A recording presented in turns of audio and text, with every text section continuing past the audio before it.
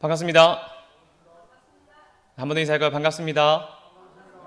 여러분, 예수님의 말씀을 묵상하며 함께 걸어가는 고난주간 되고 계십니까? 아멘. 그러길 소망합니다. 혹시 집에 십자가 가지고 계신 것 있으십니까? 있죠. 맞습니다. 원래 제가 성도님들 집에 신방을 가면 십자가 장식이나 액자나 액세서리가 너무나 이쁜 게 꼭 있더라고요. 그래서 몰래 하나씩 가져오고 싶어요. 너무 이쁘더라고요. 그런데 요즘에 우리 청소년 아이들의 책상에는 십자가가 많이 없는 것 같습니다. 어렸을 때에는 졸업할 때 선물로 받거나 교회에서 선물로 나눠주거나 혹은 용돈을 모아가지고 그 예쁜 십자가를 가지고 싶어서 친구들이랑 막 기독교 백화점에 가서 십자가 고르고 그랬거든요. 십자가 목걸이 딱 들고 맨날 가가지고 교회에서 수련회에서 메고 다니고 그랬는데 요즘 아이들은 십자가가 잘 없는 것 같아요. 십자가가 하나의 장식, 액세서리가 아니라는 것은 우리 너무나 잘 알고 있지요. 우리가 십자가를 사서 벽에 걸어두거나 혹은 책상 혹은 거실에 있는 테이블에 두는 이유가 무엇입니까? 십자가를 보면서 예수님의 말씀을 묵상하고 마음을 느끼기도 하고요. 때로는 손님이 왔을 때, 친구들이 왔을 때 야, 나 그리스도야, 그리스도인이야, 나 예수님 믿는 사람이야 하고 하는 우리의 정체성을 드러내는 일이기도 합니다. 그렇습니다. 십자가는 우리의 정체성이며 우리가 따라가야 할 예수 그리스도의 모범입니다. 동의하십니까? 아멘. 날마다 우리가 기억하고 우리의 삶에 선포해야 할 메시지가 무엇입니까? 십자가입니다. 십자가처럼 사랑하고 십자가의 은혜처럼 우리가 서로 은혜를 베풀고 십자가의 회복처럼 우리의 삶에 회복이 일어나는 것이 우리가 살아야 할 그리스도인의 삶 아니겠습니까? 저는 여러분들이 그런 삶 살았으면 좋겠습니다. 저도요. 그런데 여러분, 2000년 전에 이 십자가는 다른 의미로 사용되었습니다. 우리가 잘 알듯이 십자가는 로마의 처형 방식 중에 하나였지요. 로마는 땅을 정복하면서 팍스 로마나 곧 로마의 평화를 이야기합니다. 여러분, 여기서 말하는 로마의 평화가 무엇이겠습니까? 행복하고 아름다운 것일까요?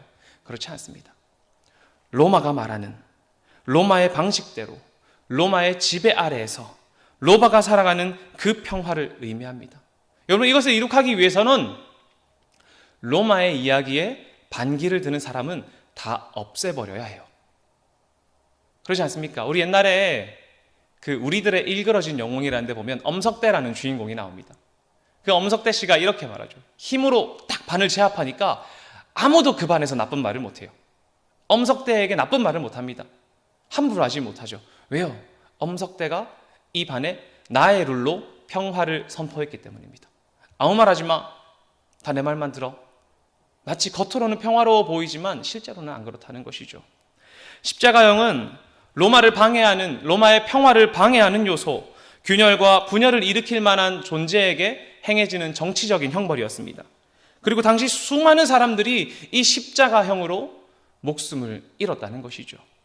2000년 전의 십자가는 로마 권력의 궁극적인 상징이었고 또 이 땅에 선포된 로마의 평화는 수많은 사람들의 십자가 위 죽음 위에 세워진 것입니다. 빌라도는 예수님을 십자가에 매달며 예수님의 머리 위에 십자가 위에 이렇게 말합니다. 유대인의 왕이라는 팻말을 세워둡니다. 로마의 지배계층 사람들이 어떤 생각을 가졌을까요? 이런 마음을 가졌을 것 같습니다. 야, 유다의 사람들아, 이것 봐라. 너희들이 왕이라고 말하는 사람이 이렇게 초라하게 죽는구나. 너희들의 왕이 이렇게 초라하게 죽는구나. 봐라. 하면서 자신들의 힘과 권력을 자랑했을 것 같습니다. 26절에서 27절을 보면 십자가 위 죄패에 유대인의 왕이라고 썼고 강도 둘을 함께 십자가에 못 박아 세웠다고 합니다. 여러분, 로마의 평화를 방해하는 세력들을 처형하는 도구인 십자가, 그리고 죄인들과 함께 십자가에 서 있을 때 사람들이 어떤 마음을 가졌습니까? 어떤 마음이 들었겠습니까? 로마를 위협하는 세력들이 죽었구나. 이 마음이 들었을 것입니다. 예수님의 죽음을 보는 어떤 이들은 그가 그저 기존의 체제에 반대하던 혁명가라고 이야기하기도 합니다. 물론 예수님의 가르침에 혁명적인 이야기가 있지만 그렇다고 해서 예수님이 한 명의 혁명가로서만 인생을 살아간 것은 아니지요. 한 명의 혁명가로서만 이 땅에 오신 것도 아닙니다. 예수님께서 이 땅에 오셔서 십자가에 달리신 이유가 무엇입니까? 왜 그는 십자가에 달리셨습니까? 우리 잘 알듯이 죄인을 건지시고 우리를 살리시고 무엇보다 인간을 향한 하나님의 사랑과 뜻을 선포하기 위함 아니겠습니까? 이 이야기를 마가복음을 통해 다시 한번 돌아보기를 소망합니다. 우리 같이 한번 마가복음 1장 1절 읽어볼까요? 우리 함께 읽겠습니다. 하나님의 아들 예수 그리스도의 복음의 시작이라. 아멘. 여러분 뭔가 웅장하지 않습니까? 책 페이지를 딱 열었는데 이렇게 말하는 거예요. 하나님의 아들 예수 그리스도의 복음의 시작이라. 멋있지 않습니까, 여러분? 시작 말이 멋있잖아요. 그렇지 않나요? 뭔가 웅장하다 이런 느낌이 들지 않습니까? 이때 당시에 하나님의 아들, 신의 아들이라는 말은 황제나 왕에게 사용됐습니다. 우리 십자가가 지금 우리의 은혜의 상징이지만 2000년 전에는 로마의 처형 도구였던 것처럼 여기서 하나님의 아들, 신의 아들이라는 표현은 왕에게, 황제에게 사용되었던 표현이라는 거예요. 또 하나 이 복음이라는 말도 황제가 등극하거나 황제의 후계자가 태어났을 때 복음이다, 좋은 소식이 났다 라고 말했습니다. 그래서 유세푸스는 베스퍼시아누스 황제가 등극했을 때에 복음이라는 단어로 그것을 표현합니다. 그런데 마가는 복음서를 시작하면서 하나님의 아들 예수 그리스도의 복음의 시작이다 이렇게 말하는 거예요. 여러분 갑자기 의미가 조금 달라지죠. 마음이 좀 달라지지 않습니까? 여러분이 이 글을 읽는 1세기 독자가 한번 되어보십시오. 이 말을 보았을 때 어떤 분위기가 느껴지십니까? 하나님의 아들 예수 그리스도의 복음의 시작, 이런 생각이 들었을 것 같아요. 예수님이 하나님의 아들이시고 또 복음이 시작된다고? 그렇다면 우리의 왕이 되어 우리를 이끄실 분이 예수 그리스도, 예수님이라는 분이신가? 이런 마음 말입니다. 어떤 마음이 들었습니까? 이 복음서를 읽을 때 사람들의 마음에는 기대와 희망이 생겼을 것입니다. 예수님이 하나님의 아들이구나, 왕이시구나, 그의 복음이 시작되는구나, 이런 기대와 희망 말입니다. 그렇다면 이제 예수님께서 우리에게 오셨으니, 왕으로 오셨으니 왕의 모습을 세상에 보여주시고 우리는 그를 따라가는 백성으로 살아가면 되는 것 아닙니까? 그렇죠. 그런데 여러분, 왕은 어떤 모습입니까? 왕은 어떤 모습입니까? 왕은 세상에서 권위가 가장 높은 사람입니다. 왕은 가장 높은 곳에서 세상을 바라보며 호령하는 사람입니다. 왕은 백성들이 머리를 조아려 찬양하는 사람입니다. 이제 우리는 그런 예수님 기대하면 되는 겁니까? 그런데 우리 잘 알다시피 예수님은 권위로 백성들을 호령하는 사람이 아닙니다. 높은 곳에서 세상을 바라보면서 정복하는 왕이 아니라는 것이죠. 가난하고 연약한 사람들의 고개를 땅에 쳐박고 나를 경배해 하는 사람이 아니라는 겁니다. 무력으로 세상에 평화를 선포하고 자신을 따르지 않는 사람들을 숙청하는 왕이 아니라는 것이죠. 그렇다면 예수님은 어떤 왕이십니까? 예수님은 어떤 왕이실까요? 그는 우리를 죽기까지 사랑하시는 왕이십니다. 우리의 왕은 우리를 죽기까지 사랑하시는 분이십니다. 우리를 위해 가장 비천한 자리로 나아가는 왕이십니다. 예수님께서 이루시는 하나님 나라는 우리가 생각하고 기대하는 왕의 방식이 아니라 예수님께서 걸어가신 그 방법, 순종의 방법으로 이루어내십니다. 예수님께서 걸어가신 그 길이 그렇다면 어떤 길입니까? 바로 십자가의 길입니다. 예수님께서 걸어가신 십자가의 길을 한번 잠깐 보겠습니다. 당시 십자가형이 이루어질 때는 십자가의 세로 기둥은 언덕 위에 세워놨습니다. 그리고 죄인은 이제 군인 막사부터 이제 골고다 언덕까지 십자가의 가로 기둥을 짊어지고 걸어갔어야 됐어요. 군인 막사부터 그 골고다까지의 길을 비아 돌로로사라고 합니다. 곧 고난의 길, 슬픔의 길이라고 말하죠. 전날까지 매질과 채찍질을 당하셨던 예수님은 십자가의 가로 기둥을 들고 이 길을 걸으셔야 했습니다. 예수님이 길 골고다에 오르셨고 십자가에 못이 박혔습니다. 죄패에는 유대인의 왕이라는 조롱 섞인 말과 양옆에는 강도를 세워뒀습니다. 사람들은 그를 보면서 어떤 사람은 유대인의 왕, 어떤 사람은 나의 사랑하는 사람, 어떤 사람은 보아라 너희들의 유대인의 왕이 저렇게 저참하게 죽는구나, 어떤 사람들은 아니야 저 사람 우리의 왕 아니야, 이렇게 비난도 했을 것입니다. 지나가는 사람들마다 머리를 흔들며 예수 그리스도를 욕하고 희롱했습니다. 야, 너 스스로 구원해봐, 이렇게 말했고 대제사장과 서기관들은 스스로를 구원할 수 없는 그리스도라며 조롱했습니다. 심지어 함께 못 박힌 사람들도 예수 그리스도를 조롱했다고 말합니다. 이 얼마나 수치스러운 일입니까? 이 얼마나 수치스러운 일입니까? 십자가형은 잔인한 극형이었습니다. 시간이 지나면 십자가에 못 박힌 사람은 점점 몸에 힘이 빠져서 몸이 축 처집니다. 몸이 축 처지면 숨을 쉴 수 없게 되어서 곧 죽게 되지요. 십자가형은 또 주로 벌거벗겨진 채 집행되었습니다.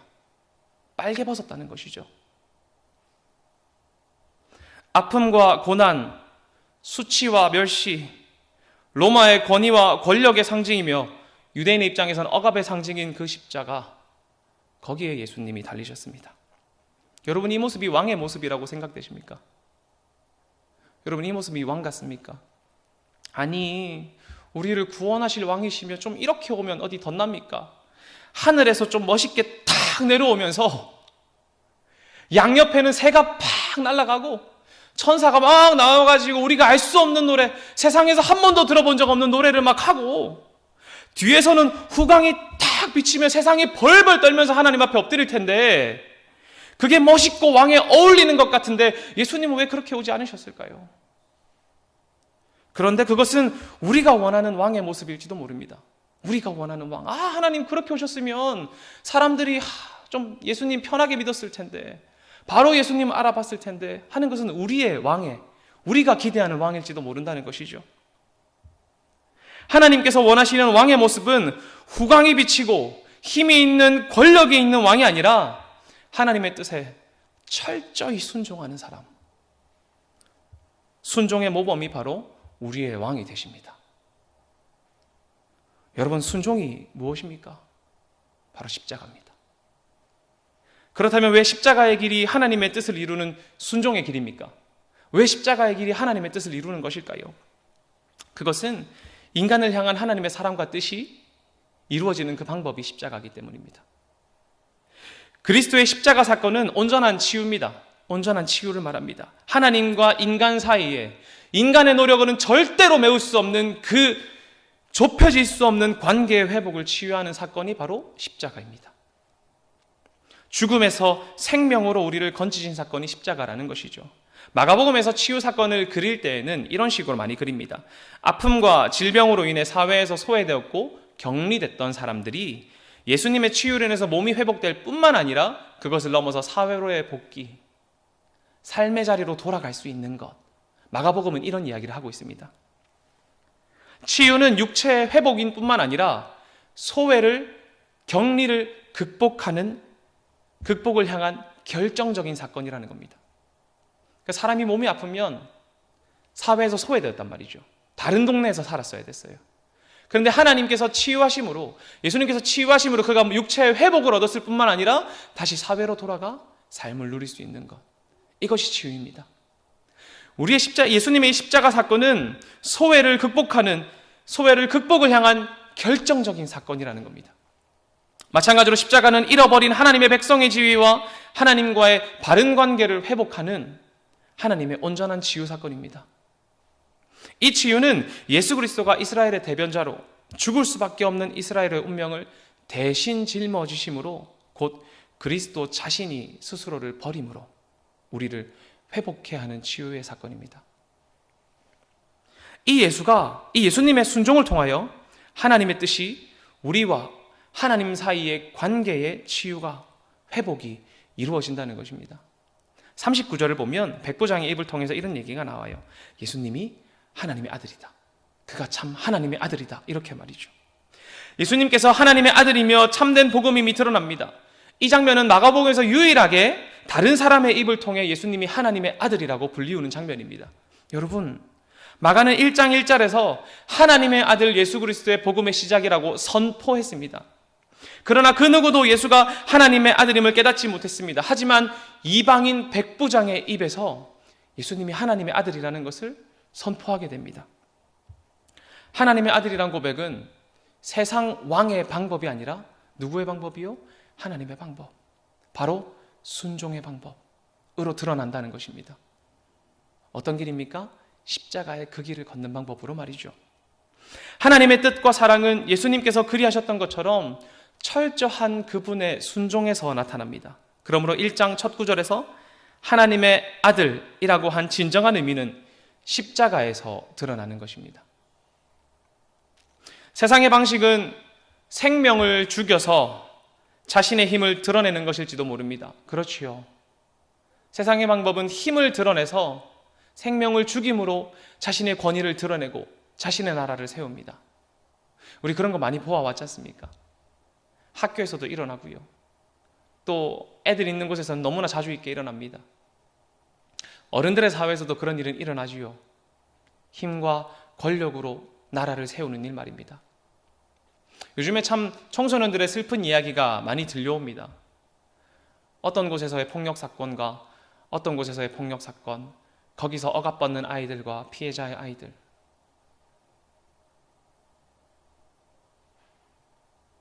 반성 없는 가해자의 아이들의 모습을 보면서 야, 저 아이들은 저곳에서 자신의 나라를 만들었구나, 이런 생각이 들기도 합니다. 그게 어린 아이들 때부터 배우는 세상의 방법입니다. 그러나 하나님의 방식은 힘이 아니라, 무력이 아니라, 억압이 아니라 그분 스스로가 친히 죽으심으로, 그분이 십자가를 지심으로 죽음에서 생명으로 이끌어내는 방식입니다. 그것이 십자가입니다. 여러분, 십자가 처형은 시작부터 끝까지 조롱에서 조롱으로 끝납니다. 조롱에서 조롱으로 끝나는 게 십자가입니다. 그러나 그 십자가를 통해 우리는 하나님과 화목을 이루었습니다. 십자가를 통해 우리는 죄에서 건지심을 받았고요. 십자가를 통해 우리는 의롭다 칭함을 받았고요. 십자가를 통해 우리는 생명을 얻었습니다. 예수님은 이 일을 하러 오셨고, 이것이 바로 예수님께서 삶으로 드러낸 하나님 나라의 선포입니다. 우리 주 예수님은 스스로를 버리심으로, 하나님께서 우리를 위해 스스로 비천함과 고난 가운데 자신을 내던지심으로 우리는 이 기쁨을 누리게 되었습니다. 여러분, 이 기쁨 누리고 계십니까? 하나님은 자기를 버리심으로 우리를 영원히 버리지 않으십니다. 동의하십니까? 여러분, 이 하나님의 사랑에 붙잡혀 계십니까? 요즘 자기 비움이라는 게 유행입니다. 여러분 혹시 많이 들어보셨습니까? 자기 비움. 제가 인도에 있을 때 여러분 이런 얘기 엄청 많이 들었습니다. 무슨 일만 있으면 인도 아이들은 괜찮아, 다 잘 될 거야, 이래요. 저는 마음이 답답합니다. 야, 이 행정 처리가 안 되면 나는 인도에서 쫓겨나는데, 인도 애들은 말합니다. 괜찮아, 다 잘 될 거야. 마음이 막 미칠 것 같아요. 한국 사람은 빨리빨리 해야 되잖아요. 근데 인도 아이들은 천천히 하거든요. 그리고는 말해요. 상환, 너를 비워. 너를 비우면 평안이 올 거야. 이렇게 말합니다. 요즘에 한국 사람들도 자기 비움 되게 많이 합니다. 그렇죠. 고민이 있으면 그 고민을 비워냅니다. 마음에 불안함이 있으면 불안함을 비워내라고 말합니다.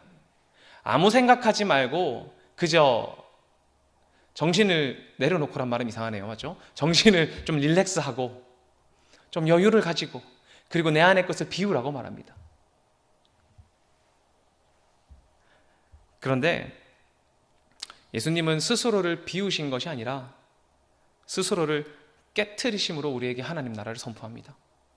여러분 혹시 비우는 거 해보셨나요? 자기 비움 해보셨습니까? 자기 비움 하면 아무리 비워도 나라는 틀은 남습니다. 나는 남아있잖아요. 아무리 비워도 틀은 남아요. 컵 안에 있는 물을 아무리 비워도 그 컵의 틀은 남습니다. 그러나 깨트림은 자신이라는 틀도 남지 않는 겁니다. 깨트린다는 것은 나라는 틀도 남지 않는 거라는 것이죠. 그렇지만 내가 나를 깨트린다면, 예수 그리스도 자신을 깨트림으로 남은 것이 무엇입니까? 나라는 틀은 남지 않았지만 하나님의 뜻과 하나님의 사랑과 하나님의 은혜와 하나님의 구원하심이 남았습니다. 비움은 내가 남지만 깨트림은 하나님이 남다는 것이죠. 마르틴 행헬은 자신의 저서 십자가 처형에서 이렇게 말합니다. 하나님의 아들 안에서 하나님은 스스로 종의 형체를 취하시고 고통의 나무 위에서 노예의 죽음으로 죽으셨다. 하나님께서 십자가에서 죽으셨다고 말합니다. 제가 이 이야기를 고민하다가 이런 생각을 했어요. 하나님께서도 하나님께서는 예수님이 십자가에 달리셨을 때 어떠셨을까? 순전히 인간의 상상이죠. 신앙적 상상이지만 한번 고민해 봤습니다. 하나님은 예수님의 십자가를 보면서 이렇게 모른 척 하셨을까? 미안하다. 이러셨을까? 어쩌을까 고민하다가 아니야, 하나님께서는 함께 아파하셨을 거야. 이 생각이 들었습니다.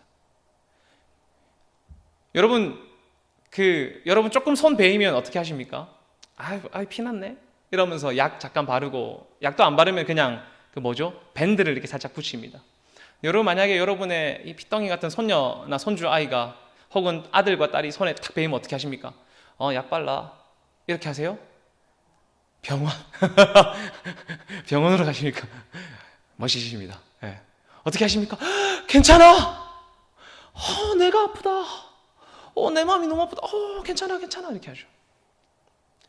내가 다리가 아파가지고 쩔뚝쩔뚝 거는데 우리 아이가 와서 이렇게 말합니다. 엄마, 내 오늘 하루 종일 일해서 배가 너무 고프다. 그럼 어떻게 해요? 벌떡 일어나서 밥을 막 차립니다. 왜요? 내가 배고픈 건 괜찮은데 우리 아이 배고픈 건 못 참겠거든요. 내가 조금 아픈 건 괜찮은데 우리 아이 아픈 거는 못 참겠거든요. 뛰어가야 됩니다. 약도 바로 가져와야 되고 병원이라도 당장 가야 됩니다. 문이 닫혔으면 문을 두드려서라도 빨리 나와서 우리 아이 좀 봐달라고 할 겁니다. 그게 부모님의 사랑이죠. 여러분, 하나님께서 예수님을 십자가에 놔두고 그냥 잘 해봐 이렇게 하셨을까? 저는 그렇게 생각하지 않습니다. 하나님이 분명 같이 아파하셨을 겁니다. 하나님께서 그 고통을 함께 하셨을 것입니다. 하나님께서 그 고통 가운데 함께 아파하시고 함께 찔려 하시면서 우리를 사랑하셨을 것입니다. 한 번 더 마르틸 행헬의 이야기를 읽겠습니다. 하나님의 아들 안에서 하나님은 스스로 종의 형체를 취하시고 고통의 나무 위에서 노예의 죽음으로 죽으셨다. 우리의 죄를 해결하기 위해 인간이 되시고 죄도 흠도 없으신 분이 우리의 죄를 대신 짊어지셨으며 사람들의 조롱과 멸시, 박해 속에서도 묵묵히 죄인의 길에 서신 그리스도, 하나님 스스로를 버리심으로 우리를 택하는 그 선택을 하나님 스스로 하셨습니다. 그것이 사랑이기 때문입니다. 그것이 하나님의 약속이기 때문입니다. 사랑하는 동래중앙교회 성도 여러분, 백성은 왕을 쫓는 사람들이죠. 백성은 왕을 쫓는 사람들입니다. 하나님의 아들, 우리의 왕 되시는 예수 그리스도를 우리 쫓아가야 하지 않겠습니까? 십자가의 사랑을 경험하고 예수 그리스도를 쫓으며 십자가 길 위에 서 있는 여러분, 우리가 걸어가야 할 길은 예수님이 서 있는 그 길입니다. 우리가 걸어가야 할 길은 예수님이 서 있는 그 길입니다. 하나님, 저 길은 너무 편해 보이고 넓어 보이는데 예수님 저기 계시면 우리 저 길 가야죠. 하나님 부르실 것입니까? 예수님 여기로 오세요 이러실 것입니까? 아니지 않습니까? 예수님 그곳에 계시면 내가 그곳으로 가겠습니다. 왜요? 하나님은 우리의 왕이시고 내가 하나님의 백성이기 때문입니다 하고 가는 것 아니겠습니까? 우리가 걸어야 할 길은 예수님이 있는 그 길입니다. 우리 이 길을 함께 걸어가길 소망합니다. 찬양의 가사로 마무리하겠습니다. 오늘 이 자리에 모인 우리 어린 양 예수 따라가는 무리 되게 하소서. 성령의 충만한 임재 안에 어둡던 우리는 밝아져서 주를 보게 하소서. 당신의 겸손함, 당신의 거룩함, 당신의 정직함 우리에게 보이사 내 안의 교만함, 내 안의 천박함, 내 안의 거짓됨 모두 벗어버리고 어린 양 예수 따라가는 무리 되게 하소서. 당신의 겸손함, 당신의 거룩함, 당신의 정직함 우리에게 보이사 내 안의 교만함, 내 안의 천박함, 내 안의 거짓됨 모두 벗어버리고 어린 양 예수 따라가는 무리 되게 하소서. 이 무리가 우리 되길 소망합니다.